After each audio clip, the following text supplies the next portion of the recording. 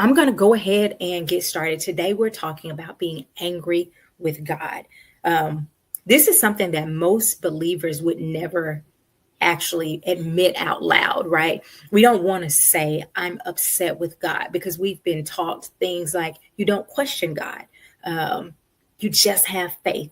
And sometimes we're even taught to mask our emotions in the Christian world. And so oftentimes when people do experience this thing, they don't feel the freedom to actually allow themselves to express, hey, I'm a little bit upset, angry, or maybe confused with what is happening in my life and what God is doing in my life. And I see this a lot. And so I know it's not just a hit or miss thing. And in fact, the things that we're going to talk about today are very common.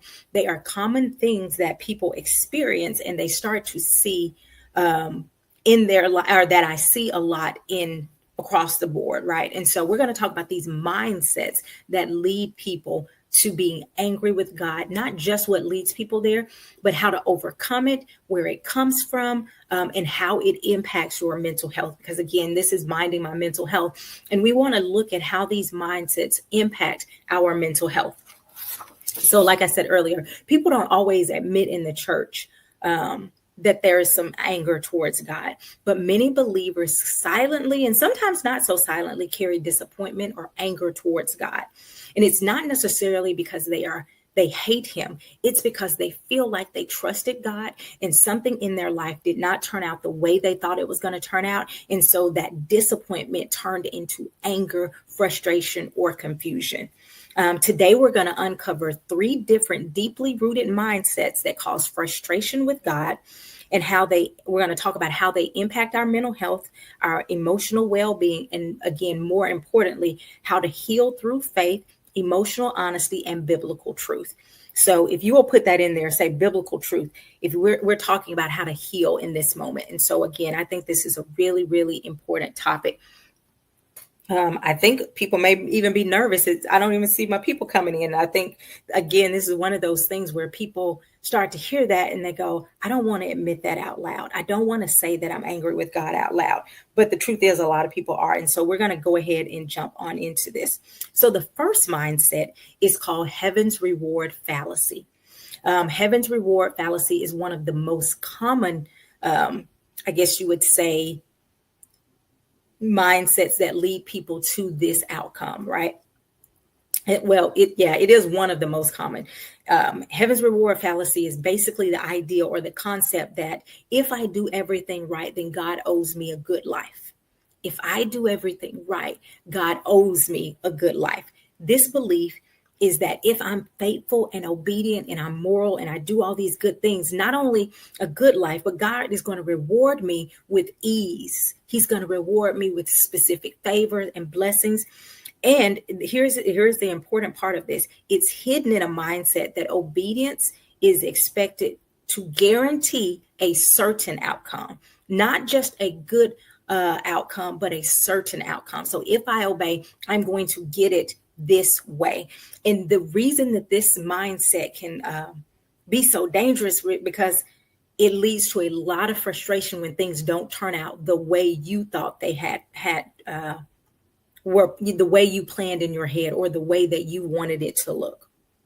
The frustration comes when things don't go according to plan. Now, how does that impact you mentally? Mental health wise, it can cause anxiety or perfectionism, always feeling like I need to do more so that I can stay in God's favor. So you become in this cycle of performance driven activity, and you become really engulfed in, hey, I need to check all the boxes. You are a person that checks the boxes. And so you go, okay, I pray. Even your relationship with God, now you probably could look at it and see you when you wake up and it's, you go, okay, check. I prayed. I read my devotional.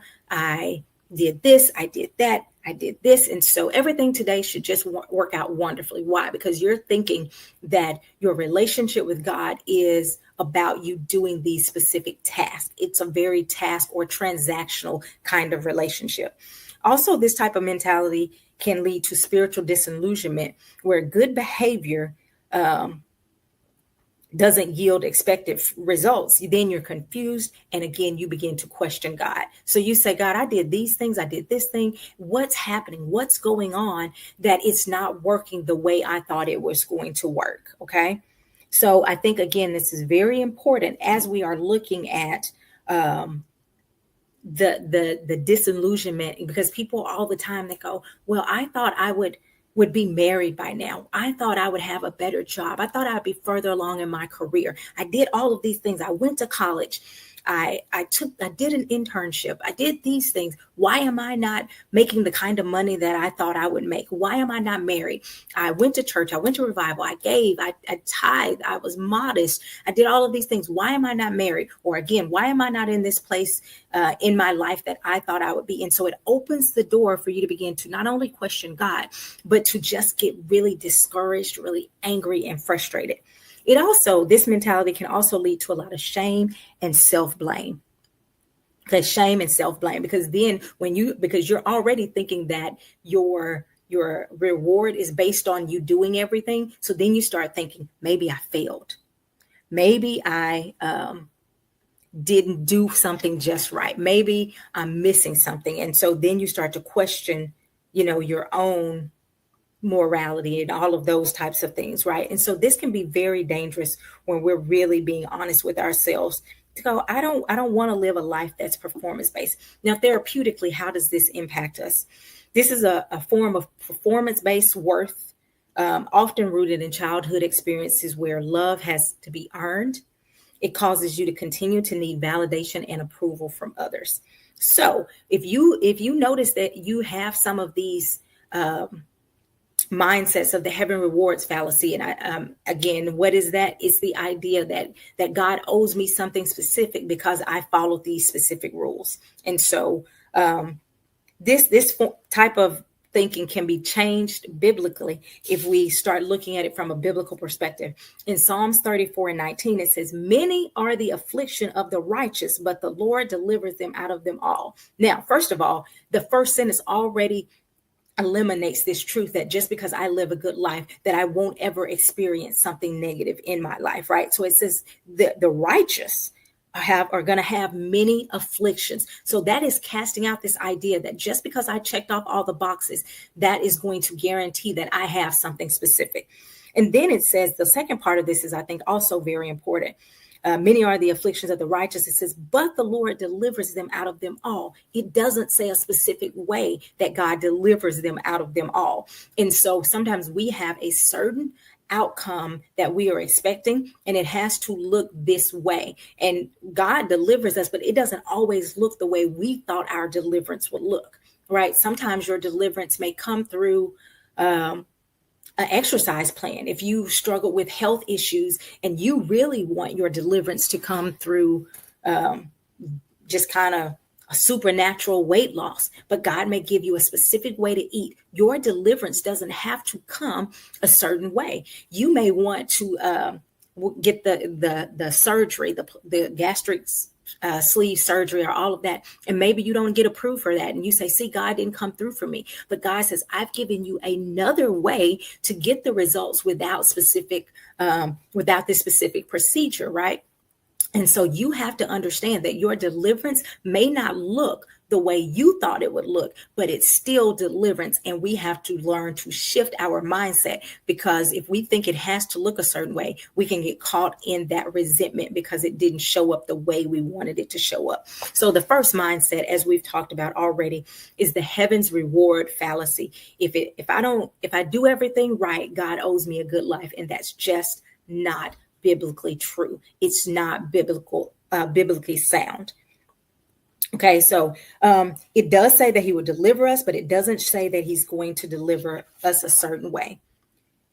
He will deliver, and that's the part that throws people off. We're looking for it a certain way. Faith is about trusting God's character, even if it doesn't look like we thought it was going to, even if the outcome doesn't look the way we thought it was going to look. We still trust his character. Okay, the second mindset is the sovereignty of God.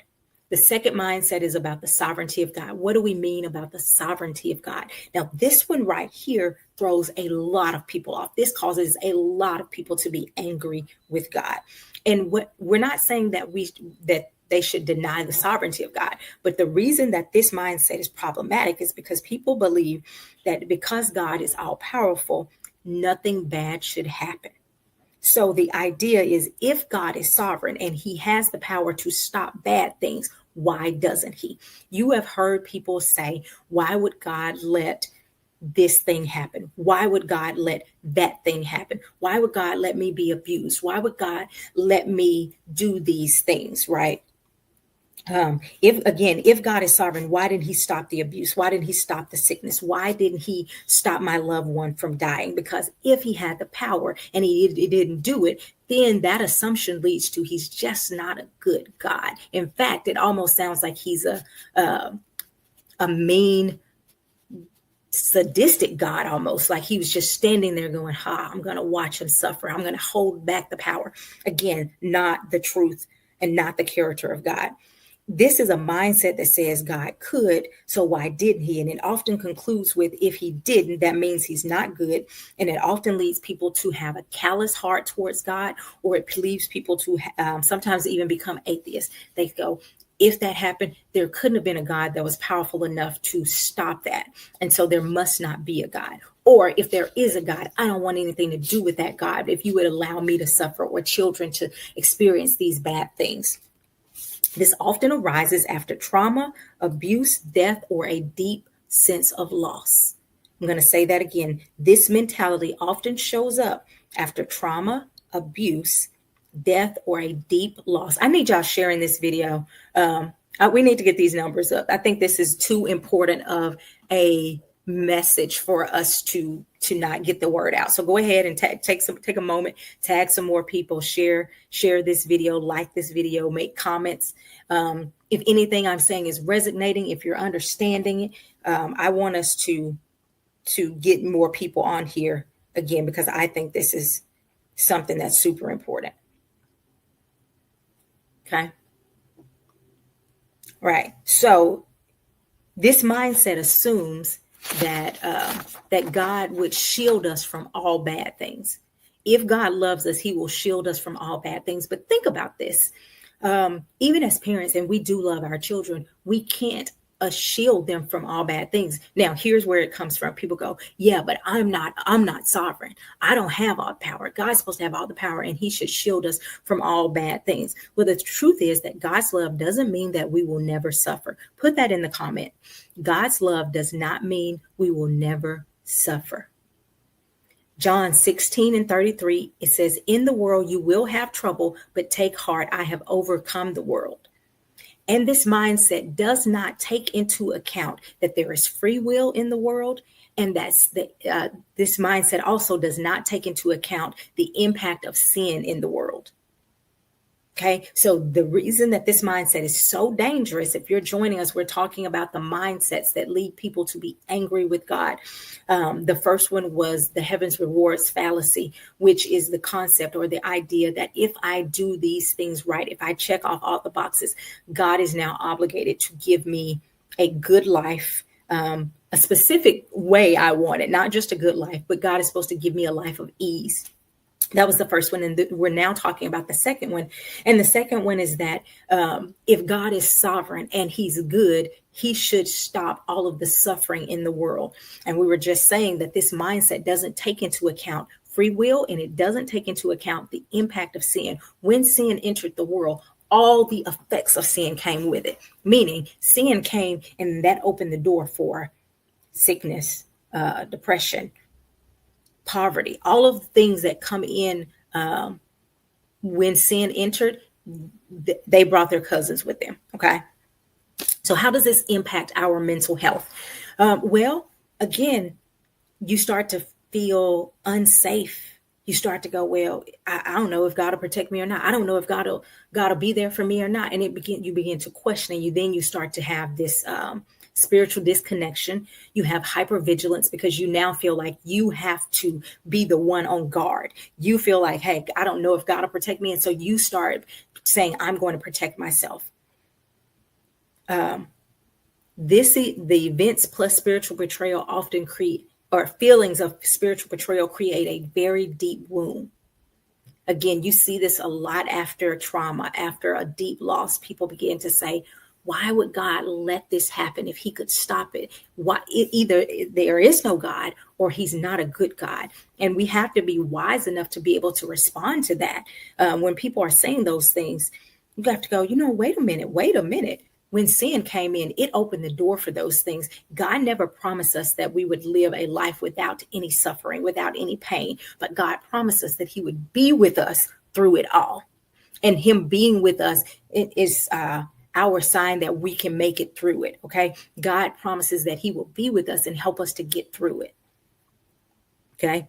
It also mentally can lead to emotional numbness, avoiding church, avoiding prayer, being disconnected from God. And so instead of running to the person or the thing that can help us, we run away from that. We run away from God, the person who actually has the ability to heal, the person who has the ability to walk us through those things. We run away because now we're feeling betrayed. Okay. So what is a biblical example of this? John, the 11th chapter tells us a story about Lazarus. And when Lazarus died, Jesus got there after Lazarus had died. They told Jesus about Lazarus before Lazarus died. He had time to get there before Lazarus died, right? But Jesus did some other stuff. And once he got there, Lazarus was already dead. And one of Lazarus' sisters said, if you had been here, you could have stopped this. That is that mentality of, if you had just done this, I wouldn't have to go through this. But again, Jesus doesn't always prevent things, but he's there with us to get through it. And what he did was raise Lazarus from the dead. And he says, I'm doing this to show, the power of God. And so a lot of people don't want anything bad. None of us want bad things to happen, right? But we have to understand that when bad things do happen, we can't just begin to believe that this is God's fault. It is almost human nature to start looking for something or someone to blame when things bad happen. Well, it was that person's fault. It was this person's fault. You literally see this in politics every single day. It does not matter what the tragedy is. People will find a way to point fingers at somebody. They're going to find a way to say, if this administration hadn't done this, or if that administration hadn't done this, and people are looking to blame somebody for this bad thing. It's like a human reaction where we want to have an explanation for everything. Well, that same thing happens when we don't have that human person to point to. They often point to God. Okay. Jesus didn't stop the death. He wept, and he also stood in grief. We see in that scripture where Jesus actually cried. That was his friend. And so we see this. God doesn't always prevent the pain, but he doesn't abandon us in it. And I think what happens is, again, in the middle of the pain, we get so frustrated that we abandon him, and he's the one that's going to heal us through the pain. One night I was in a class, and this lady was sharing about some abuse, and people begin to talk about how that they question when someone is abused. How could God allow that? And God began to speak to me, and he began to say, I always knew that my power was strong enough to heal no matter what happened. And so we often miss out on the fact that he delivers us out of them all. We get stuck on the fact that they were there in the first place. Again, going back to that original scripture where it says, many are the afflictions of the righteous, but the Lord delivers them out of them all. We don't look at the deliverance part. We look at, why are those afflictions there? I'm a believer. I shouldn't have afflictions. And that type of thinking is going to lead you to a lot of disappointment, a lot of frustration, and a lot of anger, specifically towards God. Let me know if you guys have any questions or comments. Let me know if this is helping you. Yes, Courtney, people find a way to play the blame game. I'm going to give you guys a few minutes. Put your comments or questions in the chat. Let's look at, hey, Tracy, let's look at the third mindset that causes people to be angry or upset with God. The third mindset says God plays favorites. And how many of you have heard or even said, and I know I have, I say, I'm God's favorite child, right? Well, when we hear the word favorite, oftentimes we are thinking from a very different perspective than God. Okay. God is massive in his ability. And so if God says that Nitra is my favorite, that doesn't mean that Courtney and Tracy can't also be his favorite. We think favorite means it's only one. And if he favors one, that's going to take away something from me. We think of favor in a limited shortage perspective. Well, God thinks favor like everybody can be my favored one. And favorite comes from favor, right? Favor. So it's like, hey, God says, I'm not. And in fact, there is a scripture that says he's not a respecter of persons, which means he is not sitting there going, yep, that's my favorite. I'm going to get that one, or I'm not going to pay attention to that one. God loves us all. And as we are open and connect with him, right, we begin to see and receive that favor that he has available for us all. Okay. What happens in this mindset? We begin to compare our lives to someone else, and we begin to think somebody else either has it easier, has God's hand on them. And so we get angry. Think about Joseph and his brothers. God gave Joseph specific gifts, and his brothers were really jealous of the fact that they felt like their father loved Joseph more. They felt like it was unfair that Joseph got these positive things. That he got a coat, he got all of these things, right? And they got jealous in their heart because they began to see their father play favorites, right? God isn't like Joseph's father. But let's look at what happens though. What happens is God was setting them up so that Joseph could be in position to save them at some point. Well, instead of them being angry, they could have just been like, you know what? I don't understand everything, but I do know that we have access to our Father. Our Father loves us. We can connect with our Father more rather than being angry at Joseph. We could spend that time cultivating our relationship with our Father as well. I hope y'all picked that up. Instead of being jealous of someone else, you could spend the time cultivating that relationship with your Father. This mindset stems from comparison. And it comes from, people looking at one life. This can also really come from if you have the heaven's reward fallacy as well. And it's like, why am I not married? If she's married, why am I not married? Why did that person get healed and I'm still dealing with this thing? And this sounds like God blesses that person more than they bless you. But the truth of the matter is everyone has their own journey that we are walking. And our mental health, how does this impact our mental health? It causes low self-worth. We begin to believe that God doesn't love us as much. We begin to believe we're not worthy of something. We are defective or sometimes even unlovable.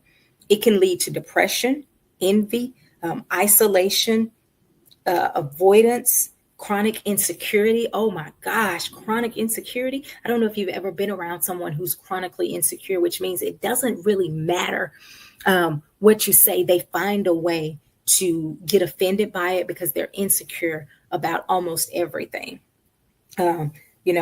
Well, I wanted to go over there with y'all. Well, we said anybody could come, but you didn't say specifically that I could come. We said anybody could come. We didn't list names. We said anybody, right? And so it's important that we don't give into that mindset. What's our therapeutic insight? This part begins to come up and shows when children or when people have childhood rejection issues or wounds, emotional neglect, they begin to feel this. And if you talk to people, they'll go, my mama didn't really like me, or my mama favored my brother, my mama did this. And so they begin to internalize that a lot. And they begin to feel like something's wrong with them or, that they are burdened in some way. So let's look at how to reframe this biblically. In John, Peter asked about someone else's future, and Jesus says, what is that to you? What is that to you? God's plans are not about comparison. They are about the fact that he customized a calling and a plan for us. We have to stick to our path, to our plan. Okay, what does that mean? God may tell two different people to start a business, and one person's business within the first month, it feels like it just takes off. I mean, it is just booming. Everybody's talking about it. And you're over here going, I'm still trying to figure out which email service to use to send out emails. And I have a list of 5 people on my email list, and only 3 people have bought anything from me. And so you can begin to compare yourself and go, no, wait. God has a plan for me. And if God told me to start this, God is going to perfect that which he began. And it says God began a good work in us and he's faithful to perform that, right? And so we have to remember that just because someone else seems like they blew up all of a sudden, or their business is doing great, or they got married, or whatever the thing is, doesn't mean that God's path for you is not good. You have to remember that this too is working for your good. There is so when we're talking about these different mindsets, I want us to understand that there is a difference between the written word and emotional assumption. There is a difference between the written word and emotional assumptions. What do I mean?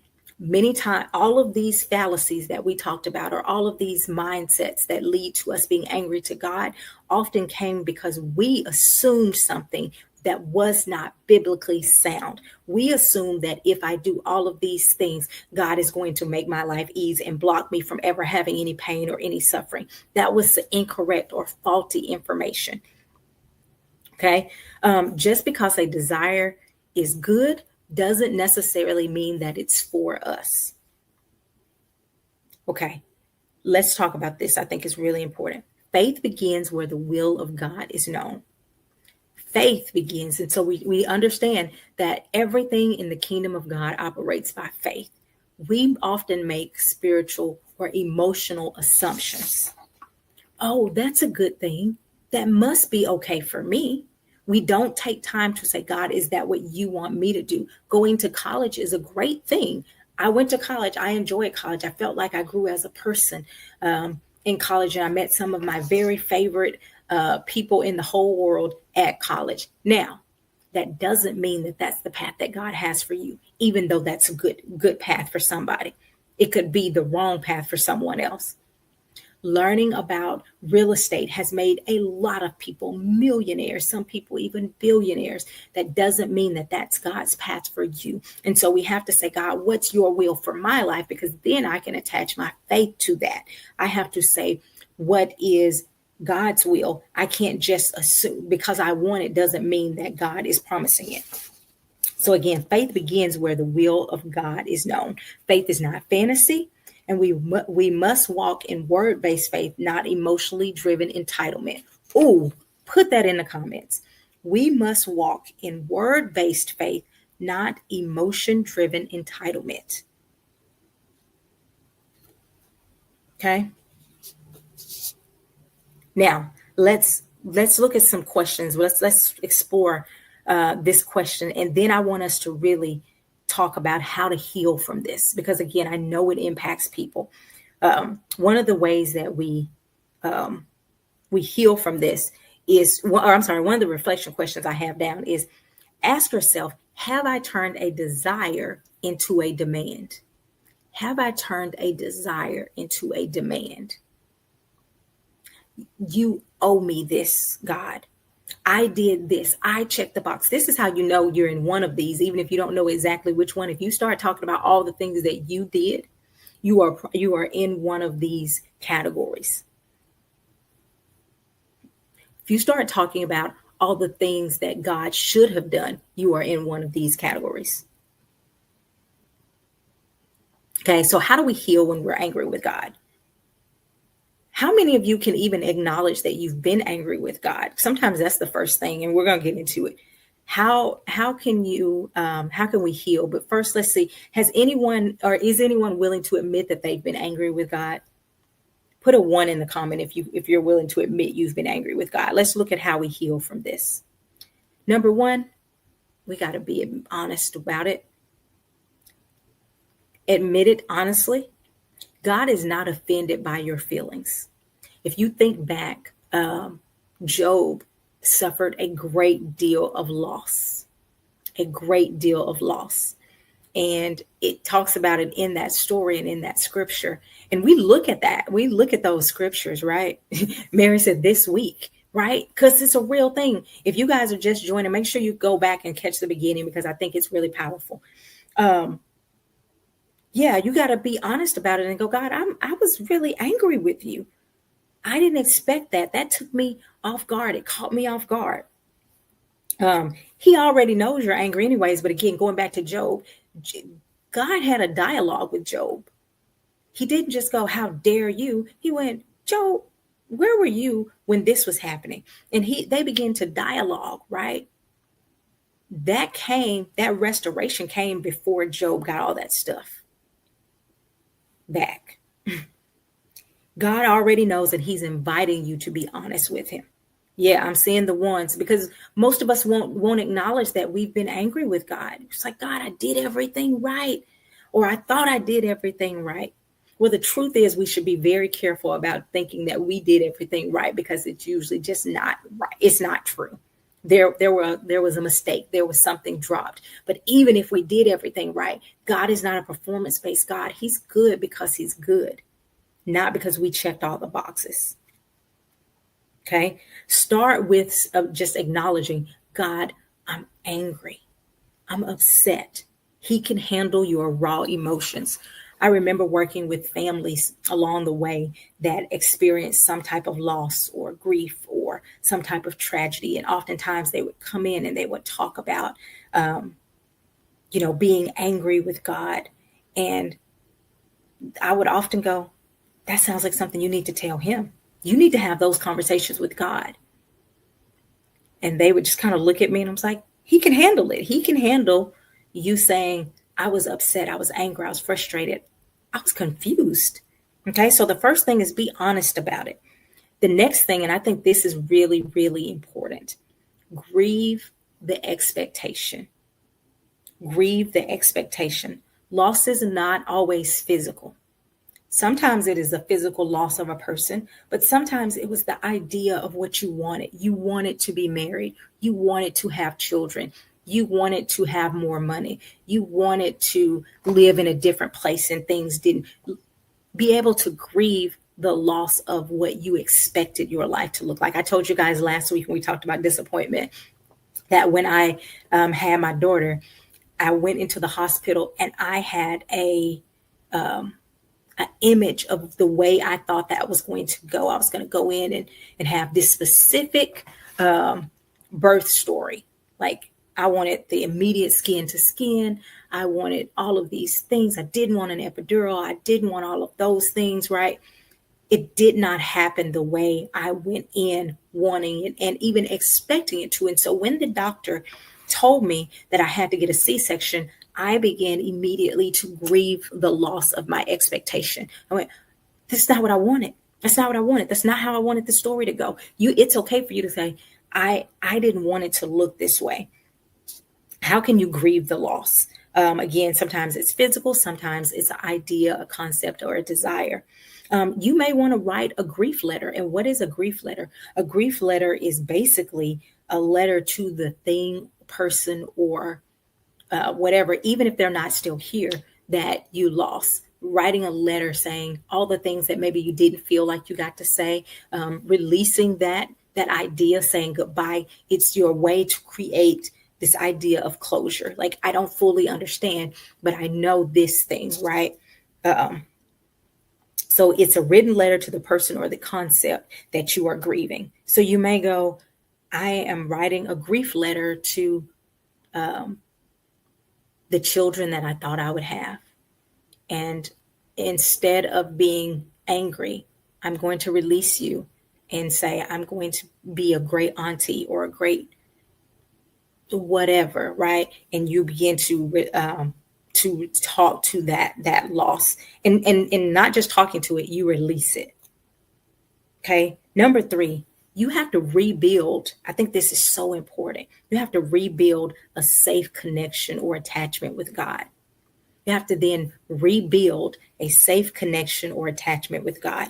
How do we do this? You have to begin to spend time with God, not with an expectation of fixing it, but just with an expectation of being in God's presence and allowing him to heal. Because there really is, and I know this sounds cliche, but there really is healing power in his presence.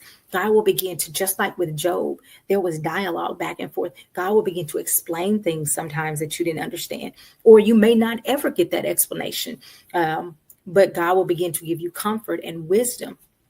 I can remember one time really going off on God about something that I was upset about. And I was like, and they did this to me, and they did this to me. And I mean, I was going in. I was like, why did this happen? And, I was like really, really letting it all out.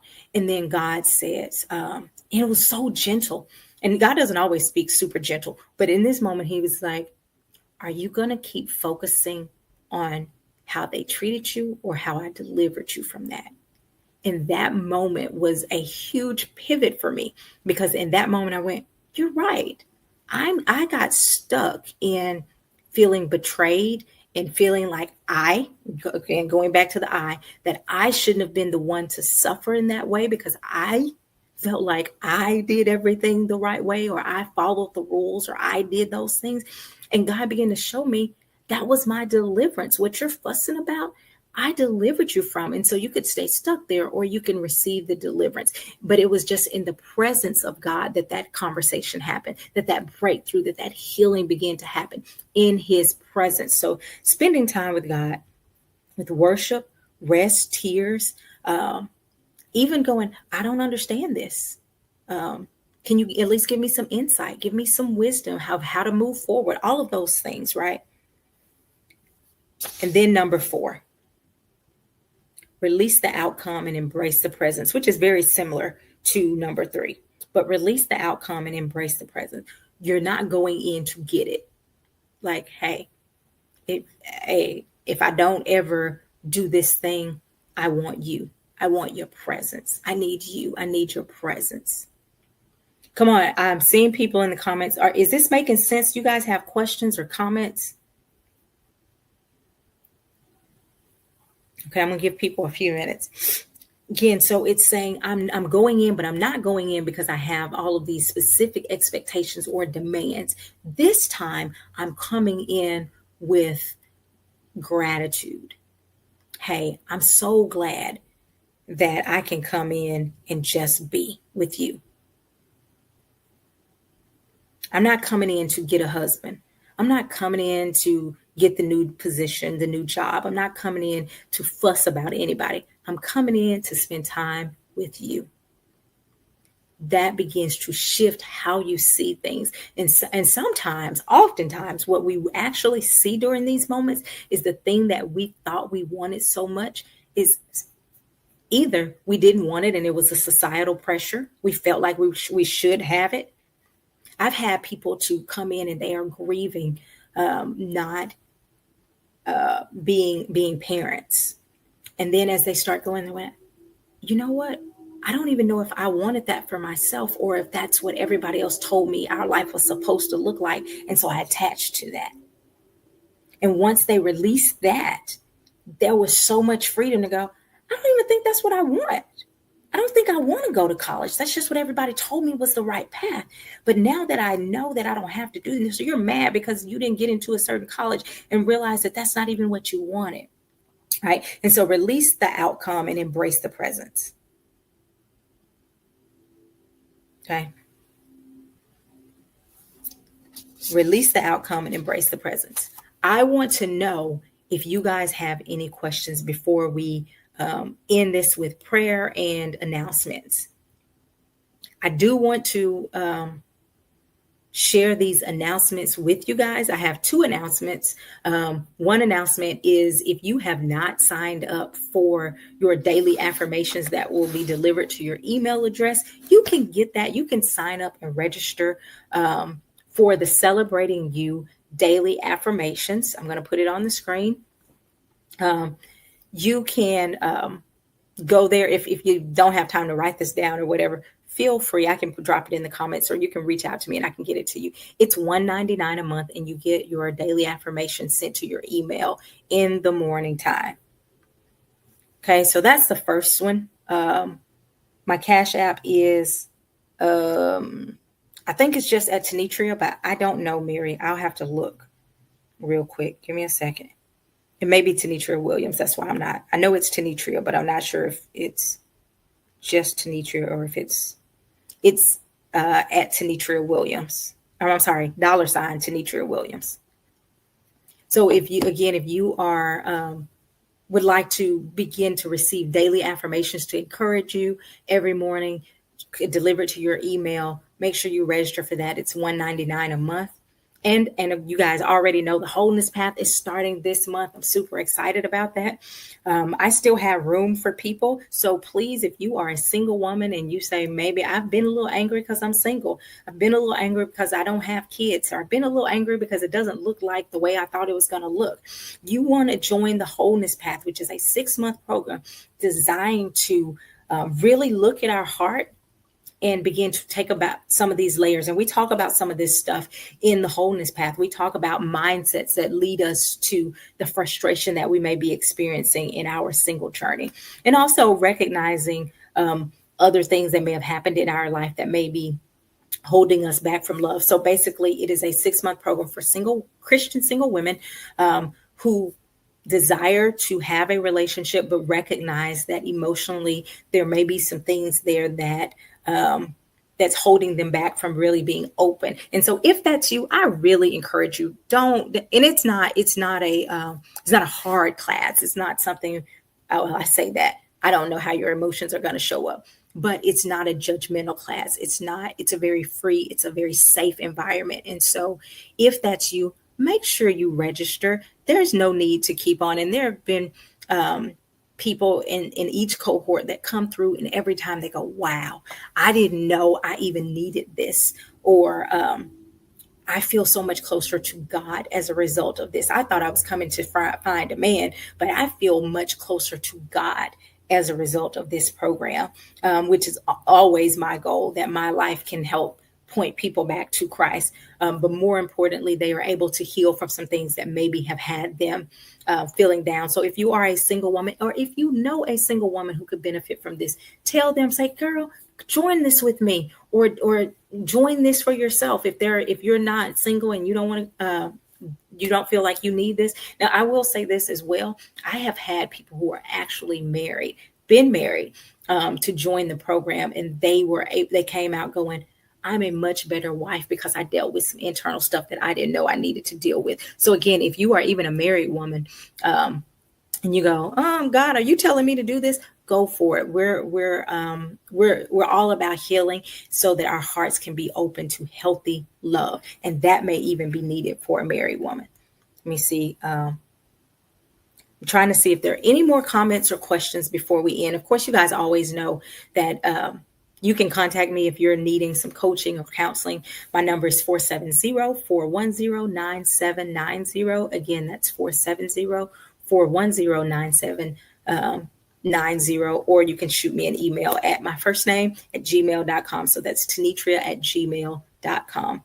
I hope that this was beneficial. Let me know what your takeaway was. And I know a lot of people kind of miss the first part of the teaching. I encourage you to go back and watch this. And if you know of someone who has dealt with a lot of loss, a lot of grief, disappointment, those types of things, and they may have expressed that they've been angry with God, or maybe they never expressed it, but you can see it, tag them in this or send it to their inbox. Sometimes people don't want to be tagged. Send it to them so that they can watch and be encouraged that God never promised us that we wouldn't have negative things happen in our life, but he did promise that he would be with us. He would deliver us through them all. We can't promise or determine how the deliverance shows up, but he is faithful. And also he has good things in store for us. And I think sometimes we get a little sidetracked because we believe that it's too late,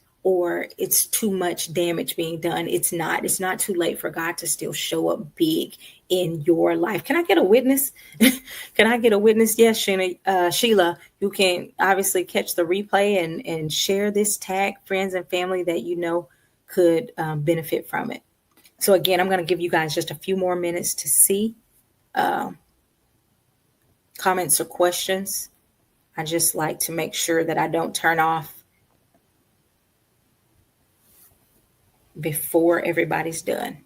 I appreciate you guys. Share this video one more time to your story. If you haven't, share the video. Do all of those things that could help you. I look forward to being with you guys. I will be right back here next Thursday at 12 p.m. Central Standard Time. You guys already know Minding My Mental Health. What is all this? It sounded very churchy today, right? Well, my audience is primarily Christian believers. And I think we have to be honest about these things in the church, because people are suffering and they're angry and they turn away from God. And emotionally, that has a huge impact on their mental health. They walk around, and we know physically when we get into a state of depression, high stress, anxiety, spiritual disillusionment, that our physical and emotional health suffers. And so we want people to be healthy, and we want you to come relating to God from a healthy, realistic perspective, so that you can basically receive what he has for you and walk in the things that he has for you to walk in. I hope this was a blessing to you guys. Thank you so much. And I will see you guys next Thursday at 12 p.m. Bye-bye.